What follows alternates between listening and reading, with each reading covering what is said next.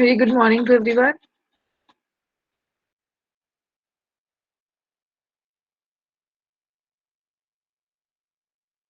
Okay, guys, people are still joining. Let's wait 1 or 2 minutes, then we will start. Huh?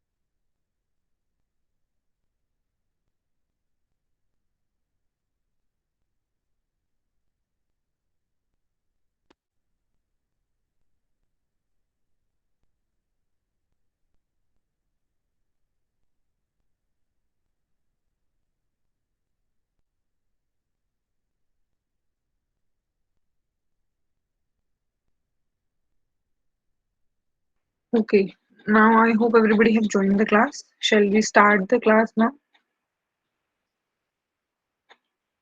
So basically, in the last session, we have discussed and seen we have allocated the memory space in a continuous fashion. We also seen that how we are mapping the address of memory, that is the logical address to physical address of the memory. Means when we are allocating the space to any process into the main memory, we also need to allocate the we also need to map the address of the same. तो हमने last sessions में देखा कि हम पहला तो क्या कर रहे हैं, contiguous memory allocation technique use कर कर आपके प्रोसेस को सेकेंडरी मेमोरी से मेन मेमोरी में स्पेस एलोकेट कर रहे हैं. That was the first thing we have discussed, right? And other than that, we have also seen the second thing, that we are also mapping the address of process, that is from logical to physical address. And I already mentioned that why there is a need to mapping the address in your system, because CPU always generate logical address, that is the address of your secondary memory, but we already allocated the space to the process in your main memory, that is your physical, that is that represented by your physical address. That's why we are allocate. We are mapping the address from logical to physical address. We are also seeing some of the numericals based on this, that how we can find out the physical address. Till that we have discussed in the previous sessions. Now today we are going to start with non-contiguous memory allocation. As you know that we are having two of the techniques for memory allocation in the system. When we talk about the memory allocation techniques, we are having two techniques. First one, the contiguous memory allocation technique that we have discussed already. Second one, we are having non-contiguous memory allocation technique, right? So what was the approach of non-contiguous fashion? Anybody? What was the technique we are having in non-contiguous? What this approach says?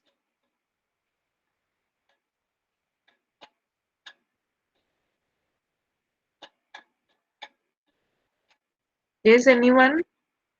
When we are saying non-contiguous memory allocation technique, what it means?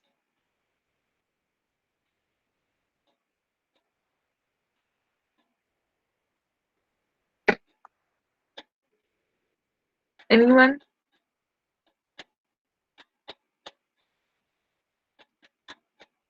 Am I audible to you? सो रहे हो सब या जाग रहे हो?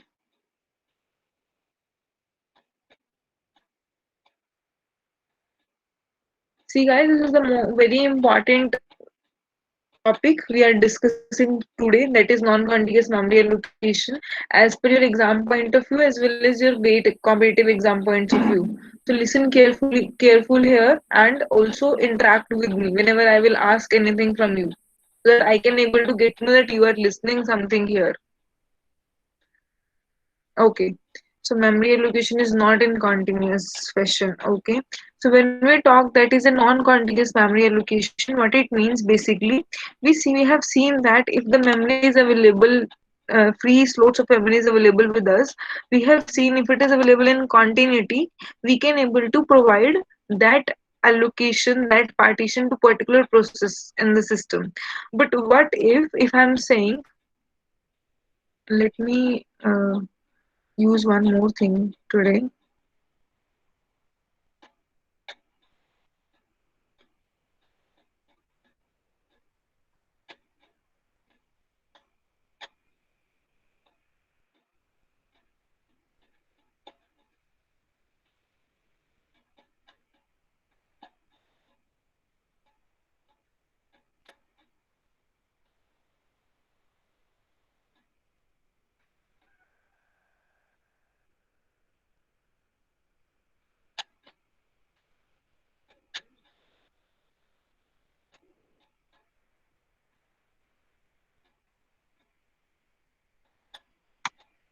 Yes. If I said I'm having a main memory, right? I'm having a secondary memory. I know that, right? So this is your secondary memory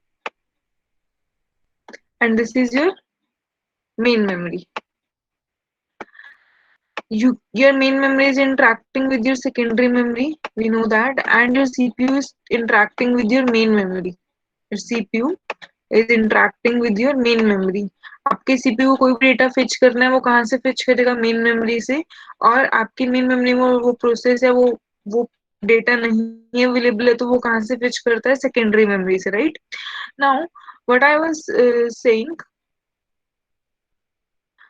अगर मेरे पास कोई प्रोसेस है, अगर मैं नॉन कॉन्टिग्यूस मेमोरी एलोकेशन की बात कर रही हूँ, मेरे पास कोई प्रोसेस है that is I am having in main memory. अब मैं क्या कर रही हूँ, सेकेंडरी मेमोरी से डेटा कहाँ मूव कर रही हूँ, डेटा कहाँ स्टोर कर रही हूँ, स्पेस एलोकेट कर रही हूँ मेन मेमोरी में. हमने पहले देखा था कि जो भी मेरे पास पार्टीशंस थे, मैं उनमें कॉन्टिन्यूस फॉर्म में मेमोरी एलोकेट कर पा रही थी. But now if I'll see that this is the main memory and this space is occupied, this is again a main memory and this space is again occupied and this space is again occupied. Fine.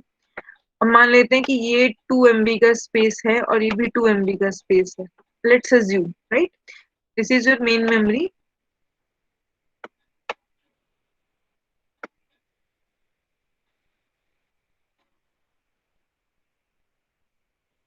right? and I'm having a process P which is having of size, for example, 3 KB or 3 MB, whatever it is.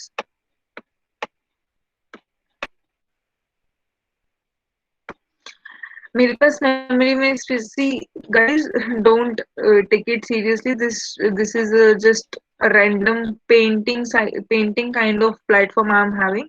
I'm just trying to draw these things so that you can understand better. I hope you can cooperate and able to see the things so that you can just have a picture what I'm doing here. That's why I use this board jam today, so that you can able to understand it clearly what I'm speaking, so that if the things are not clear in your mind, you cannot understand what I'm doing here, right? So this is the basically the available space in the memory. It is 2 plus 2 4 kb, right? A P1 wants 3 kb of space in the memory. अगर मैं contiguous memory allocation की बात करूंगी, तो क्या मैं P1 process को memory allocate कर पाऊंगी? नहीं कर पाऊंगी. क्यों? क्योंकि मेरे पास मेमोरी कॉन्टिन्यूस फैशन में अवेलेबल ही नहीं है. That's why we come up with an second approach that is non contiguous fashion, so that we can avoid the limitation of external fragmentation. That was the major drawback of your contiguous memory allocation, right? So I come up with non-contiguous memory allocation. मतलब क्या है? मेरे पास अगर memory continuous में available नहीं है, तब भी मैं इस प्रोसेस को एलोकेट कर सकती हूँ, राइट? तो मेरे पास जो प्रोसेस है P1, उसको कितनी मेमोरी चाहिए? 3 KB की. मेरे पास अवेलेबल है 4 KB की, right? I am having memory available with me is of 4 KB. सो 4 केबी की मेमोरी अवेलेबल है, तो इसमें से अगर आप प्रोसेस को कितनी रिक्वायरमेंट है? 3 केबी की. तो मैं क्या कर सकती हूँ? So see here carefully what I am doing initially, then what will I switch to the things. मैंने क्या किया? प्रोसेस P1 को कुछ मेमोरी की रिक्वायरमेंट थी, उसने मेन मेमोरी में नॉक किया. मेन मेमोरी में मैंने सर्च की स्पेस. मेरे पास 4 केबी की स्पेस अवेलेबल है और प्रोसेस P1 को 3 केबी की रिक्वायरमेंट है. तो मैं क्या करूंगी? प्रोसेस P1 को दो पार्ट्स में डिवाइड करूंगी, 2 and 1. प्रोसेस P1 को मैंने दो पार्ट्स में डिवाइड किया. प्रोसेस P1 को पहले 2 KB की जो स्टोरेज उसको चाहिए, उसको यहाँ पर मैंने स्टोर किया, और 1 KB का मैंने जो स्टोरेज है वो उसे यहाँ से दिया, राइट? प्रोसेस P1 को मैंने 2 KB यहाँ पर स्टोर किया, और इसमें से 1 KB मैंने प्रोसेस P1 को दे दिया, और जो 1 KB है that is still free, that is still remaining 1 KB of space. अब देखो, जब भी कोई प्रोसेस आता है, अब मान लेते हैं कि ये तो प्रोसेस P1 को चाहिए था, तो मेमोरी में मेरे पास 2+2 के दो पार्टीशंस अवेलेबल थे, तो मैंने उसे एलोकेट कर दिए. For example, if there is anything like, मान लेते हैं कि एक और मेमोरी है मेरे पास. एक और एग्जांपल लेती हूँ मेमोरी में.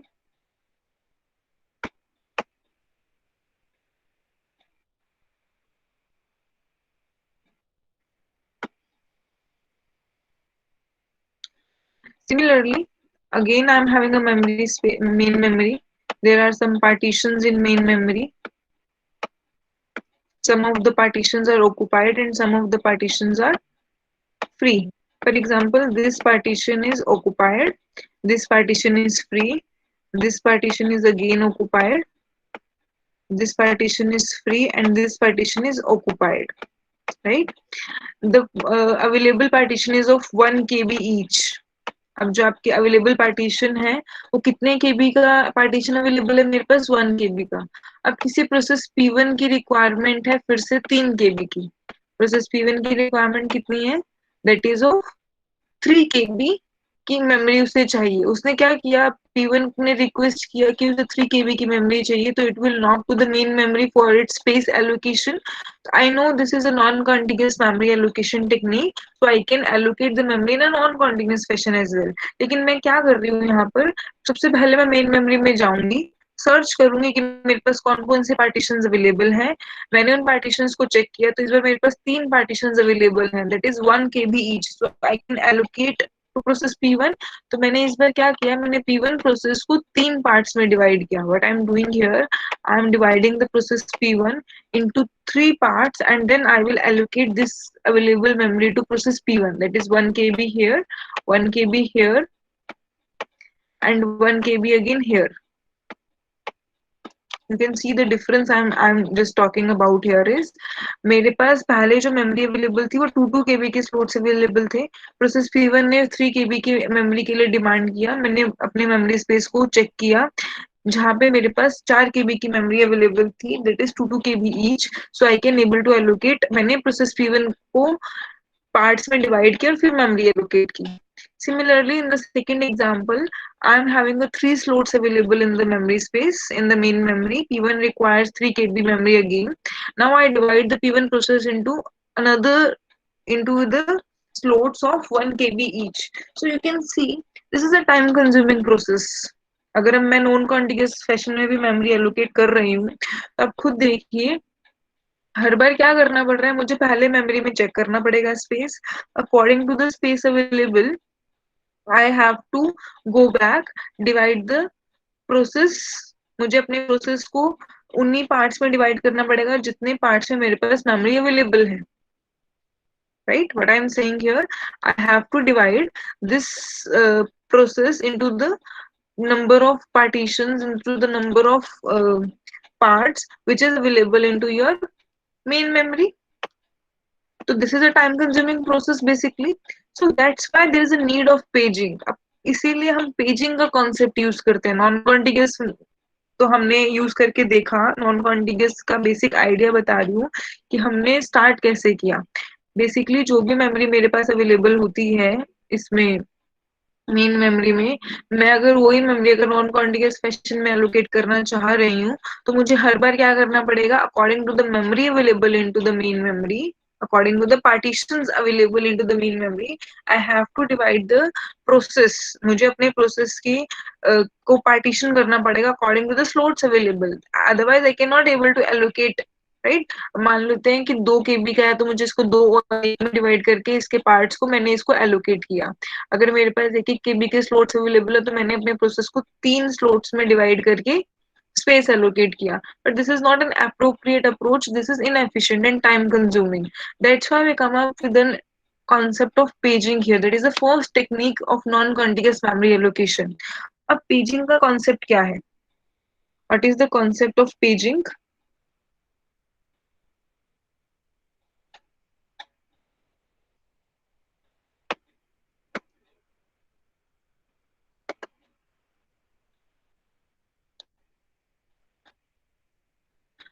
So what is the concept of paging we are having? अब मेरे पास क्या होता है, मेरे पास एक मेमोरी है मेन मेमोरी, राइट. मेरे पास दूसरी मेमोरी है secondary memory. I am having two memories with me. One is your main memory and one is with me is secondary memory, right. Secondary memory और मेन मेमोरी दोनों के जो मेरे पास memory space है दोनों को मैंने कुछ ब्लॉक्स में पार्टीशन कर दिया है और उन ब्लॉक्स को अब मैं यहाँ पर कुछ नाम देने वाली हूँ. That are the most important concept. Listen here carefully. I have divided the secondary memory into some number of blocks which is known as a page. अब मैंने ये जो सेकेंडरी मेमोरी में जो ब्लॉक्स बनाए हैं इसे मैं क्या बोल रही हूँ, पेज बोलती हूँ. और जो मैंने मेन मेमोरी के ब्लॉक्स बनाए हैं उसे मैं क्या बोलती हूँ, frames. This is known as frame.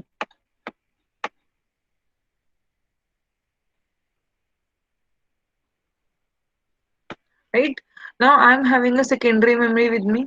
मैंने सेकेंडरी मेमोरी में कुछ ब्लॉक्स में मैंने अपनी सेकेंडरी मेमोरी को डिवाइड कर दिया और हर एक ब्लॉक को मैंने क्या बोला है, page.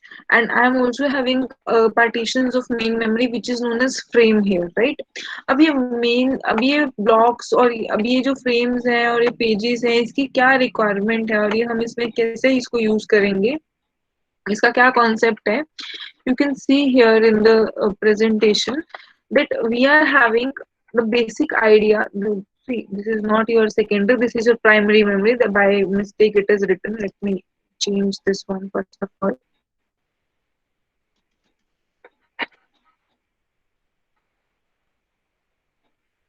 This is your main memory, that is the physical memory, and logical address space is your secondary memory.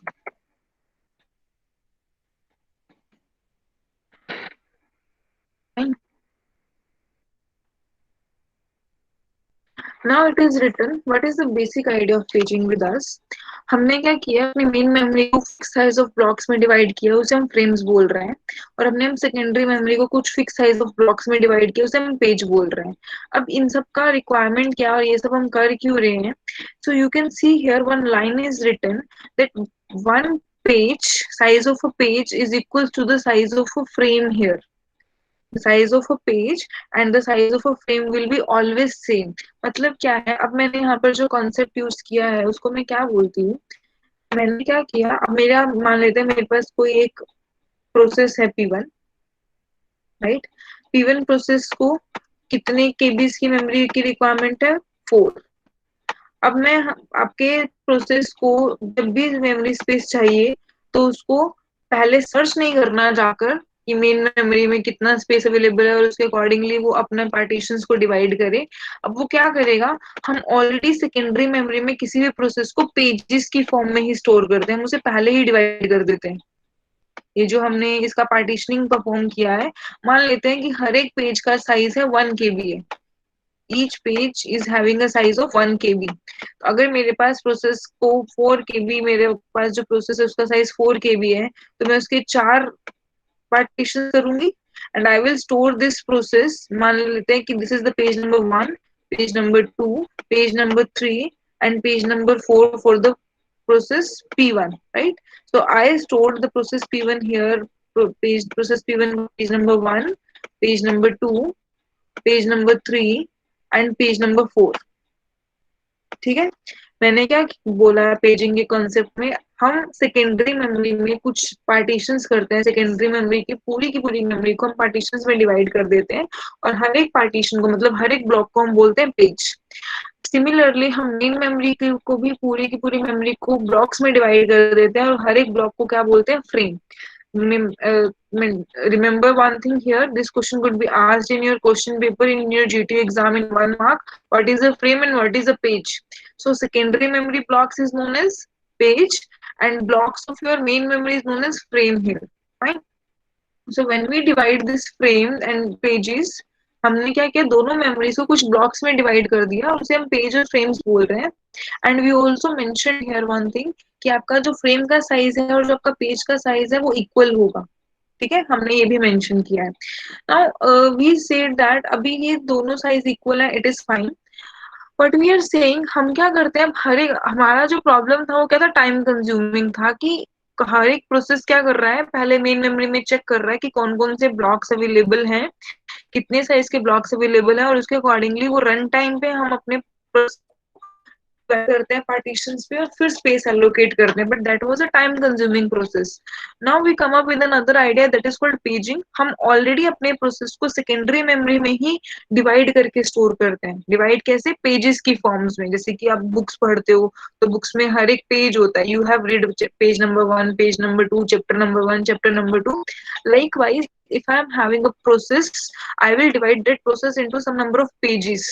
That's why this technique is known as paging here. हम अपने प्रोसेस को क्या कर रहे हैं, पेजेस की फॉर्म में divide करते हैं और उसे मेन सेकेंडरी मेमोरी में स्टोर करते हैं. अब जब भी आपके प्रोसेस को मेन मेमोरी में मुझे स्पेस एलोकेट करना है, I want to allocate the space of process P1. Process P1 means these 4 pages, right? I want to allocate the space to these 4 pages into your main memory. I will allocate one page to one frame. मैं क्या करूंगी, as I know that 1 frame is equals to 1 page. तो एक frame में आपका एक page fit हो सकता है. Are you getting? 1 page is equals to 1 frame. So I can fit 1 page into 1 frame. It means मेरी मेमोरी की वेस्टेज बिल्कुल नहीं होगी. That's why I had considered one important point here कि आपके पेज का और फ्रेम का साइज इक्वल होगा.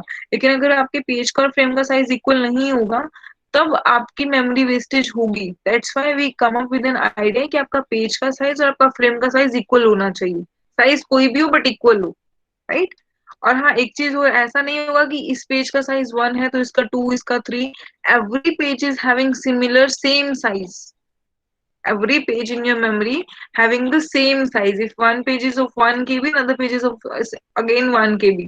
If one page is of 2 KB, then all the pages are of 2 KBs, right. तो इससे क्या होगा, मेरी मेमोरी को मुझे मेन मेमोरी में स्पेस एलोकेट करना टाइम कंज्यूमिंग नहीं होगा। कैसे?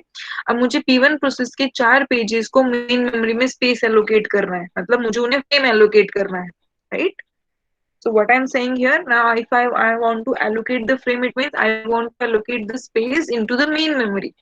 So अगर आपके पास 4 पेजेस हैं और आपके पास ये सारी की सारी मेमोरी फ्री है, या फिर मान लेते हैं कि कुछ ऑक्युपाइड है, मान लेते हैं ये ऑक्युपाइड है या फिर ये भी ऑक्युपाइड है, right.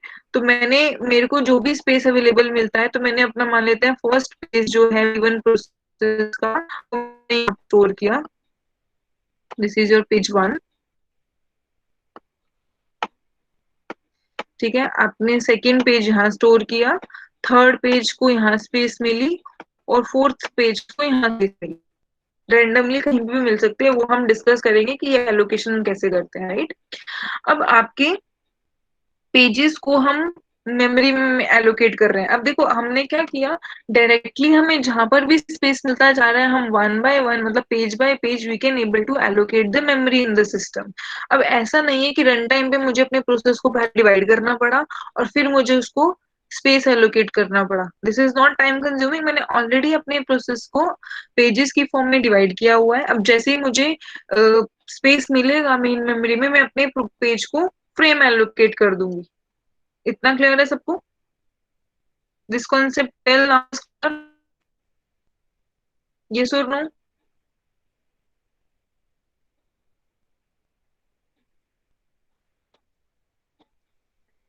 Tell now is it clear? Yes, ma'am. Okay. So अब देखो एक और कॉन्सेप्ट मैं यहाँ आप लोगों को बताना चाहती हूँ, वन मोर थिंग। अब जब मैं ये बोल रही थी आप लोगों को कि हमारे पास जो मेन मेमोरी होती है वो लिमिटेड स्पेस की है, ठीक है, हमने क्या कॉन्सेप्ट किया, ये जो कॉन्सेप्ट है ना पेजिंग का, this is used in modern operating system. आजकल जितने भी हम सिस्टम यूज करते हैं, हम नॉन कॉन्टिगियस मेमोरी एलोकेशन टेक्निक ही यूज करते हैं। तो ये जो भी तरीका, ये जो भी चीजें मैं आपसे डिस्कस कर रही हूँ ना, ये हम अभी भी अपने लैपटॉप्स में, अपने मोबाइल फोन्स में इसी टेक्निक को यूज कर रहे हैं, right. So we are having secondary memory which is large in size. We are having main memory which is small in size, which is having limited space, right? तो मैं सारे के सारे पेजेस को, अब क्या हो रहा था कॉन्टिग्यूअस मेमोरी एलोकेशन में, मैं अब या तो पूरे प्रोसेस को मेन मेमोरी में स्टोर कर सकती हूँ या नहीं कर सकती हूँ। These are the only two things I can do.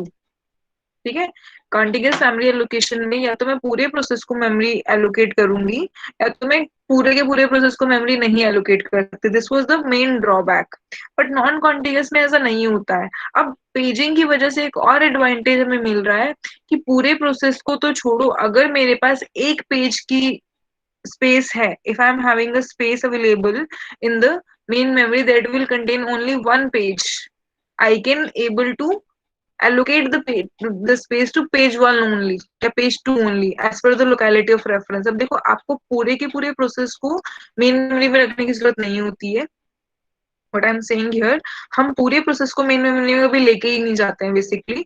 हमें जितने लोकेलिटी ऑफ रेफरेंस, क्या आइडिया था, आप हमेशा अपना जो जो भी एग्जीक्यूट करते हो प्रोग्राम, आप सिक्वेंशियल ऑर्डर में एग्जीक्यूट करते हो, right. Instruction 1 2 3 4 99, then 4 5 6 and so on.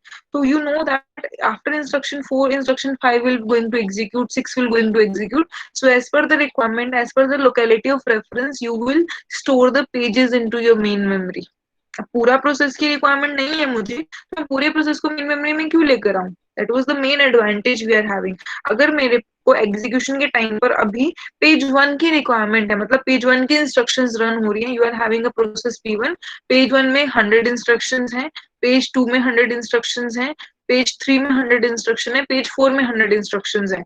अब आप इंस्ट्रक्शन नंबर 1 रन कर रहे हो, तो इंस्ट्रक्शन नंबर 400 की तो आपको मतलब रिक्वायरमेंट है ही नहीं अभी, तो आप सिर्फ पेज 1 को लेके जा सकते हो मेन मेमोरी में।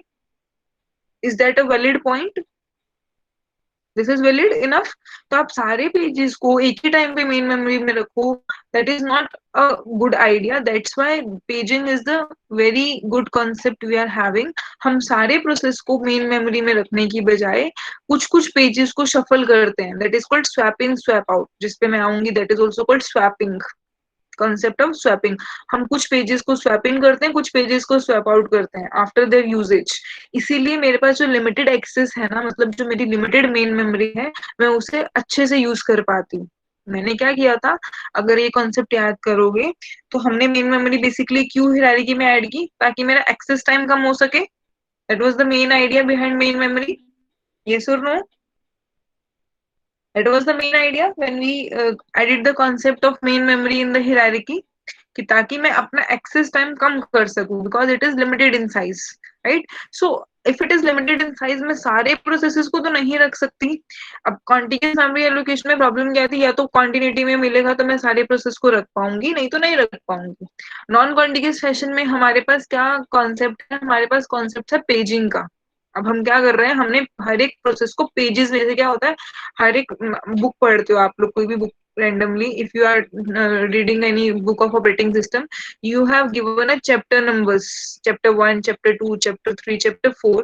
जब chapter 1 पढ़ रहे हो तो क्या आपको लास्ट चैप्टर की रिक्वायरमेंट है?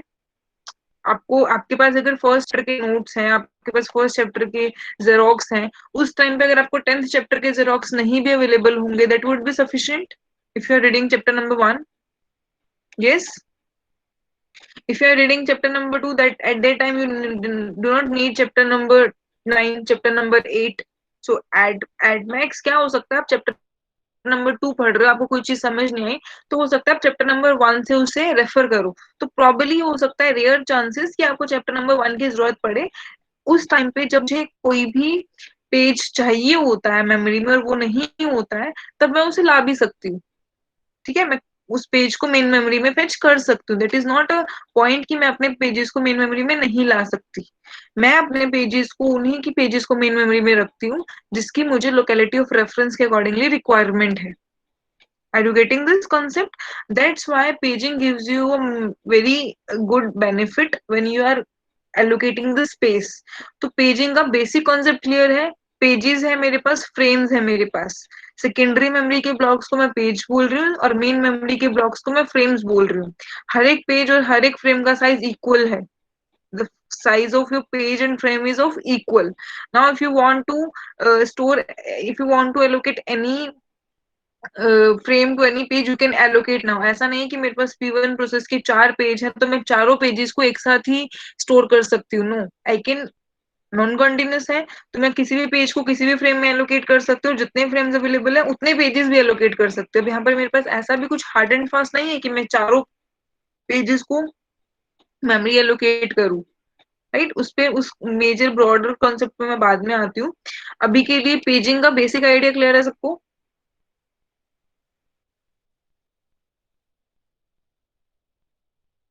Yes, ma'am.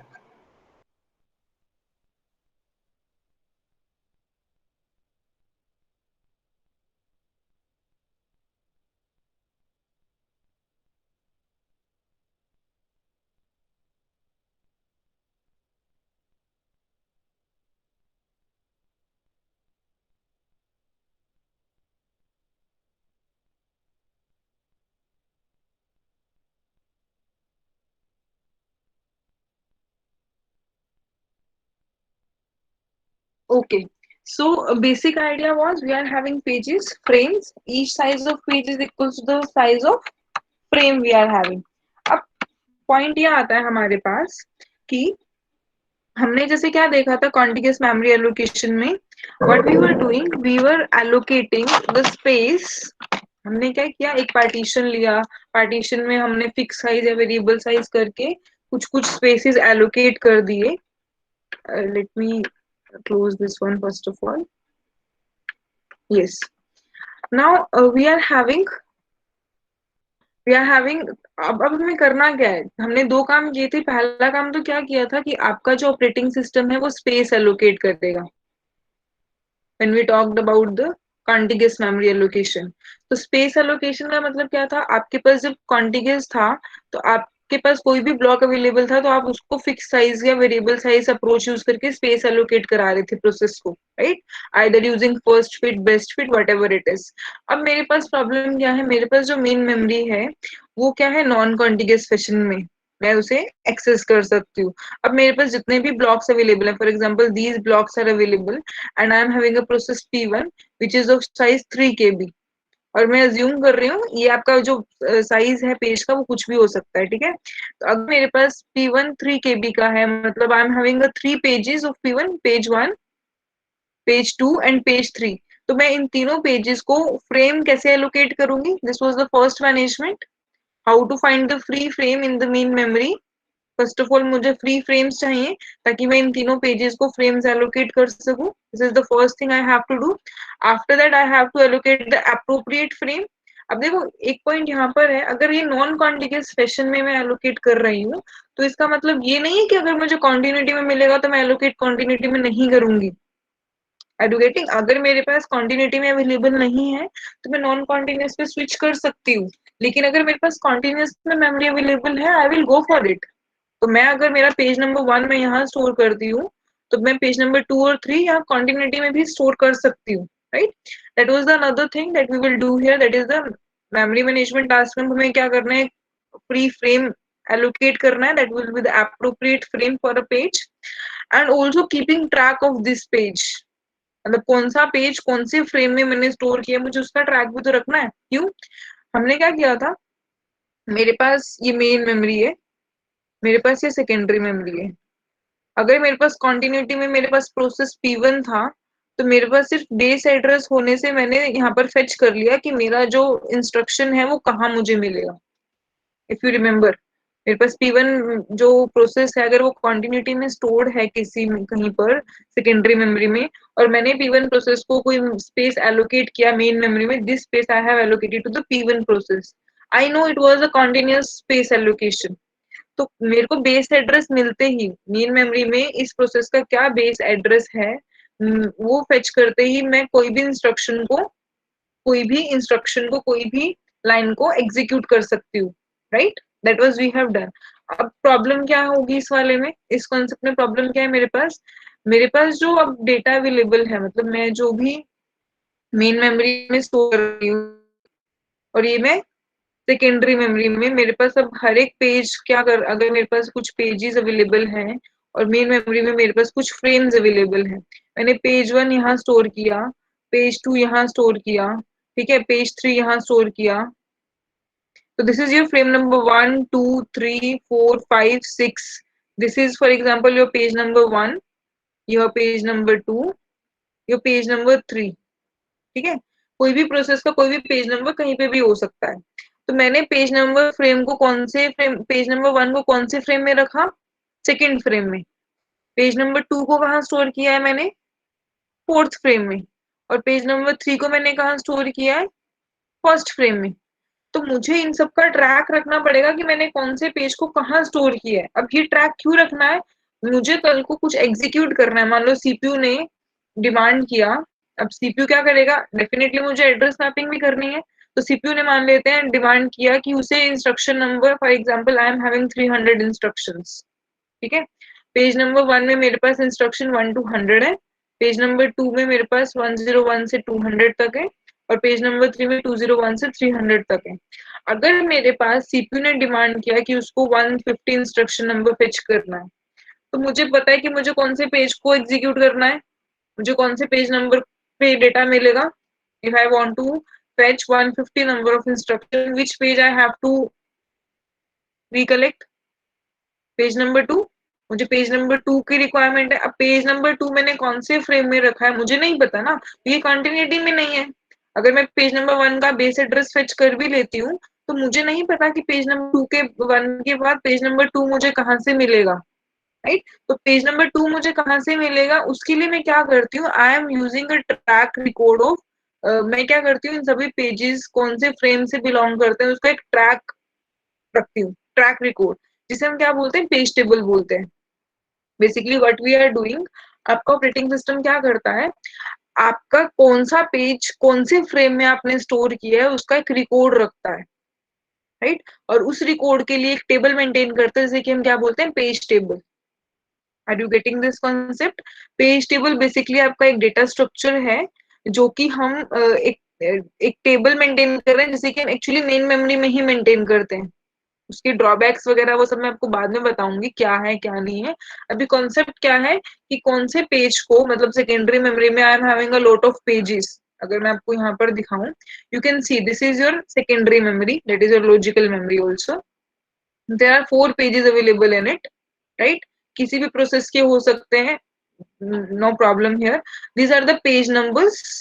तो this is a page table. मैंने क्या किया है, पेज टेबल बनाया है।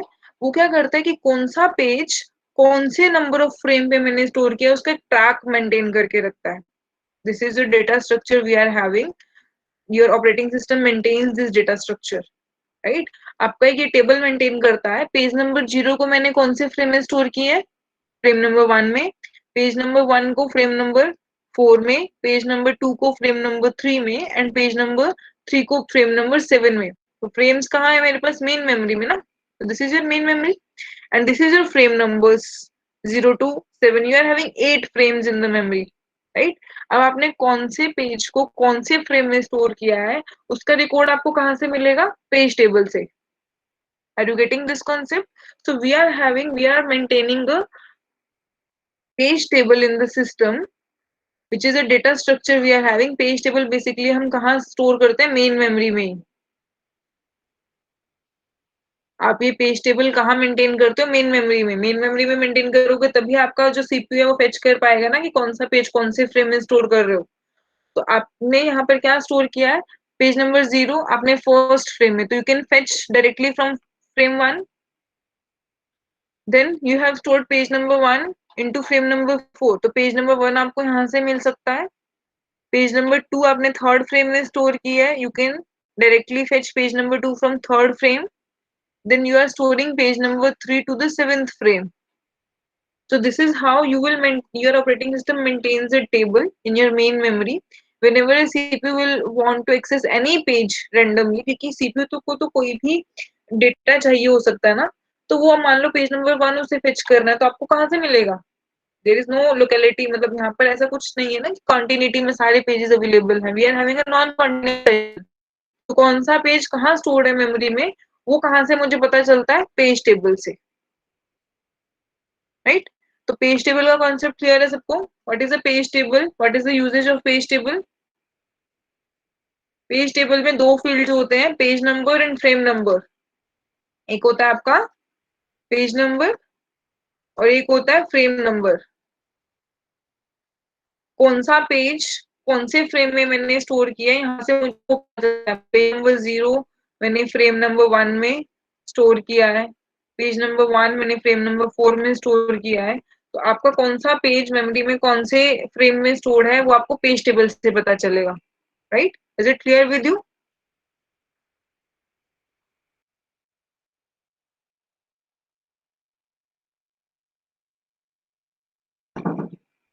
So this is the concept of page table. तो मैंने दो चीजें अभी तक पढ़ी हैं। पहली तो ये कि हम अब कोई भी फ्री फ्रेम मुझे जैसे ही मिलेगा मैं वहां पे अपना पेज यूज स्टोर कर सकती हूँ। So I am non continuous fashion में मैं किसी भी फ्रेम में कोई भी अपना पेज स्टोर कर सकती हूँ। और ये भी रिक्वायर्ड नहीं है कि अगर मान लेते हैं कि मेरे प्रोसेस में 4 पेजेस हैं, अगर मैं अपने किसी प्रोसेस की बात करती हूँ और मेरे प्रोसेस में 4 पेज हैं और मेरे पास मेमोरी में स्पेस 3 ही पेजेस का है, तो मैं उन 3 पेजेस को भी मेमोरी दे सकती हूँ। जरूरी नहीं है कि मुझे चारों के चारों पेजेस को मेमोरी देनी है। और एक कॉन्सेप्ट होता है स्वैपिंग का, जिसमें हम क्या करते हैं, पेजेस को स्वैप इन और स्वैप आउट करते हैं। स्वैप इन और स्वैप आउट मतलब जब मेरे पास कुछ कुछ पेजेस, जिस पेज की रिक्वायरमेंट है उसे मेमोरी में स्वैप इन करते हैं, और जिस पेज की रिक्वायरमेंट नहीं है उससे मेमोरी से स्वैप आउट करते हैं। उस पर हम बाद में हम डिस्कशन करते हैं। ये तो मैं आपको एक जनरल सा बेसिक आइडिया बताना चाह रही हूँ, so that your picture will be clear that what we are doing here, right. So this is the concept of paging, and by with the help of page table you can able to you can able to locate your pages into your frames, right? अब देखो एक और चीज है, देखो यहाँ पर देखो before allocation and after allocation. आपके पास 4 पेजेस हैं किसी भी प्रोसेस के, और ये बात याद रखो मैंने पहले भी बोली है ये चीज, इसीलिए मैंने पेजिंग के कॉन्सेप्ट को पहले शुरू किया कि हमें रिक्वायरमेंट क्यों है पेजिंग की। हम डायरेक्टली भी तो पेजेस को divide Mehak, what is the problem?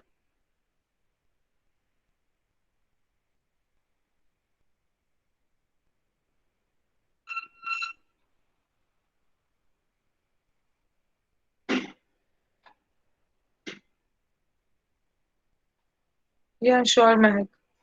So basically what you are doing, आप रन टाइम पे अपने प्रोसेस को डिवाइड करने की बजाय पार्ट्स में, आप पहले से मतलब सेकेंडरी मेमोरी में ही अपने प्रोसेस को पेजेस की फॉर्म में डिवाइड करके स्टोर करते हो, ताकि रन टाइम पे आप डायरेक्टली उसे फ्रेम्स में स्टोर कर सको, राइट? तो ये जो आप डिवाइड कर रहे हो अपने प्रोसेस को, वो सेकेंडरी मेमोरी में ही हो रहा है, उसे मेन मेमोरी में नहीं कर रहे हैं, मतलब उसे हम रन टाइम पे नहीं कर रहे हैं। ऑलरेडी मैं अपने प्रोसेस को पेजेस की फॉर्म में ही स्टोर करती हूँ अपनी मेमोरी में। तो मेरे पास कोई प्रोसेस है जिसमें मेरे पास 4 पेज हैं उस प्रोसेस के, तो this is the free list available, list of free frames are available, so this is the list of free frames are available। आप randomly किसी भी जगह पर, मतलब जो भी प्रोसेस के कहीं पे भी, जैसे कि मैंने आपको ऑलरेडी स्ट्रेटेजीज बताई थी, we are having some strategies with us. तो उसमें क्या था, हम फर्स्ट फिट के अकॉर्डिंगली, फिर बेस्ट फिट के अकॉर्डिंगली, या फिर वर्स्ट फिट के अकॉर्डिंगली पार्टीशंस एलोकेट कर देते हैं, right? The same thing, the same algorithm you can use here as well. But हम क्या कर रहे हैं, अभी हम उस पर नहीं डिस्कशन कर रहे हैं कि कौन से पेज को कौन सा फ्रेम एलोकेट करना है, ये कैसे पता चलेगा, वो सब हम बाद में देखेंगे। यहाँ पर क्या कर रहे हैं हम, हमारे पास कुछ list of free frames available है, और मेरे को कितने पेजेस को स्टोर करना है, 4 नंबर ऑफ पेजेस है, और मेरे पास 5 फ्रेम्स अवेलेबल है, तो I can store randomly anywhere. Randomly अभी के लिए मैंने कहीं पर भी किसी भी पेज को स्टोर कर दिया। सो you can see here, before allocation these are the frames available, right? So I want to store these 4 pages into these free frame list. अब कौन कौन से फ्रेम्स अवेलेबल है, उसके नंबर्स हैं मेरे पास, और ये रैंडम नंबर्स में से मैं किसी भी फ्रेम में कोई भी पेज एलोकेट कर सकती हूँ, मतलब कोई भी पेज कहीं पे भी एलोकेट हो सकता है ना, अकॉर्डिंग टू द स्ट्रेटेजीज। तो मैंने क्या किया, after allocation you can see here, page number 0 is allocated in frame number 14। This is your page table. अब एक चीज और, हर एक प्रोसेस की अपनी पेज टेबल होती है। Each of your process maintain its own page table. हर एक प्रोसेस क्या करता है, अपनी पेज टेबल क्रिएट करता है। अगर मान लेते हैं मेरे पास 2 प्रोसेस हैं, if I am having a process P1 and process P2, and process P1 having 3 pages, page number 1, page number 2 and page number 3, तो ये भी हो सकता है कि पेज नंबर 2 के पास भी 3 पेज हो, जिसका नाम भी पेज 1, पेज 2 और पेज 3 हो। ठीक है? तो हर एक प्रोसेस के पास अपनी पेज टेबल होती है, तो page number 1 of process P1, page number 1 of process P2, तो हर एक प्रोसेस की पेजेस को लिंक करने के लिए हम उसकी पेज टेबल को एक्सेस करते हैं। Are you getting this idea what I'm saying? Each process is having its own unique page table that is stored into your main memory। अब आपकी मेन मेमोरी में देखो, पहले मेरे पास लिमिटेड स्पेस है, और मेरे पास लिमिटेड स्पेस है, तो मैं क्या कर रही हूँ, हर एक प्रोसेस की पेज टेबल्स को भी स्टोर कर रही हूँ। तो अगर मेरे पास 4 प्रोसेस है, तो चारों प्रोसेसेस की पेज टेबल्स भी स्टोर होंगी मेन मेमोरी में। Are you getting how much things you are storing into your main memory? अब एक क्वेश्चन मैं आप लोगों से पूछती हूँ, कि क्या मैं पेज टेबल सेकेंडरी मेमोरी में स्टोर नहीं कर सकती? Is it necessary to store the page tables in main memory? Anyone?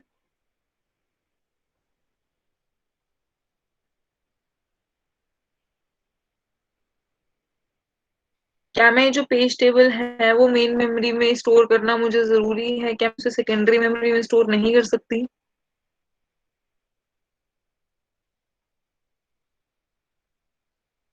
Anybody? Any idea?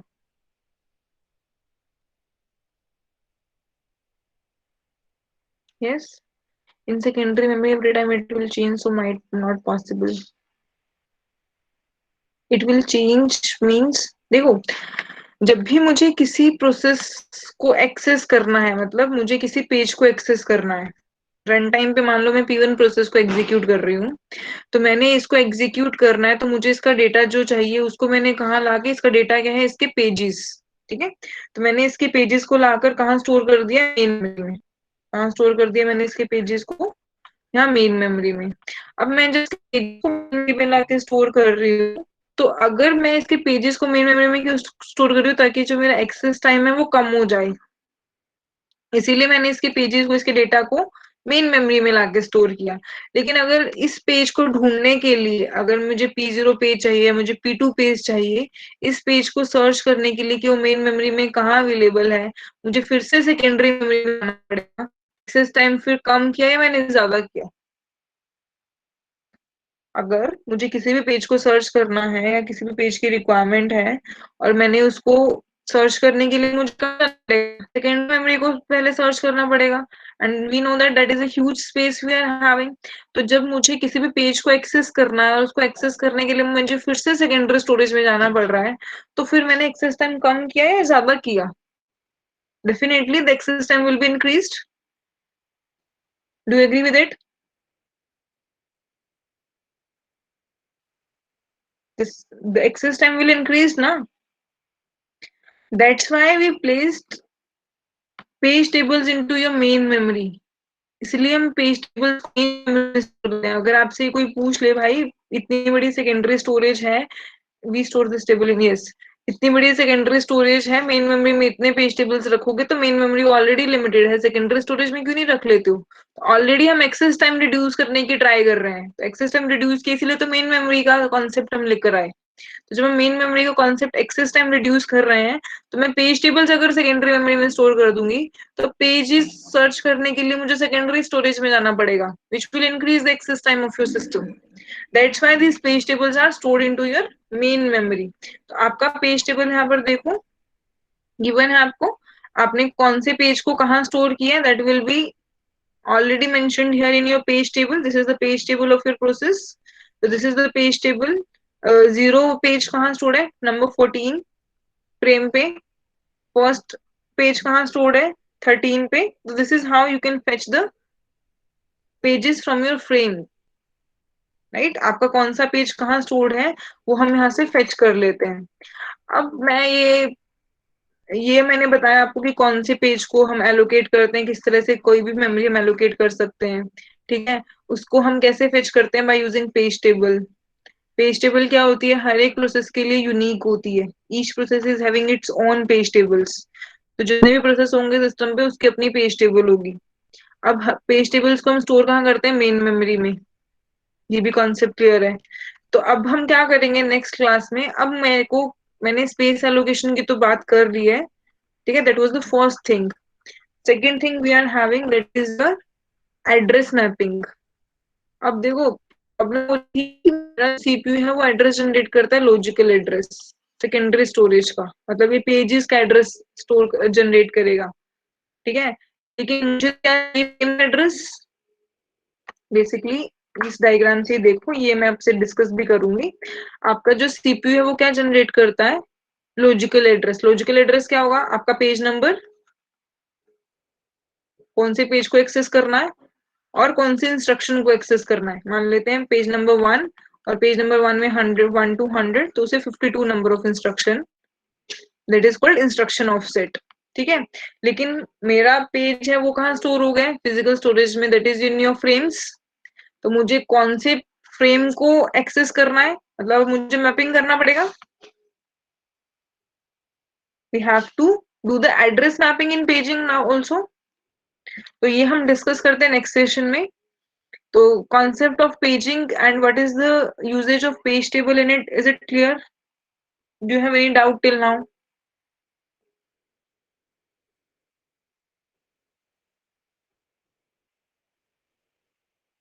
Do you have anything to ask? ये बहुत सारी चीजें, this is very important concept. अगर कुछ भी आपको कंफ्यूजन लग रहा है तो you can ask. Fine. So we are keeping this session here, and we will continue with address mapping, how we will map the address of your page to the frame, that we will continue next session.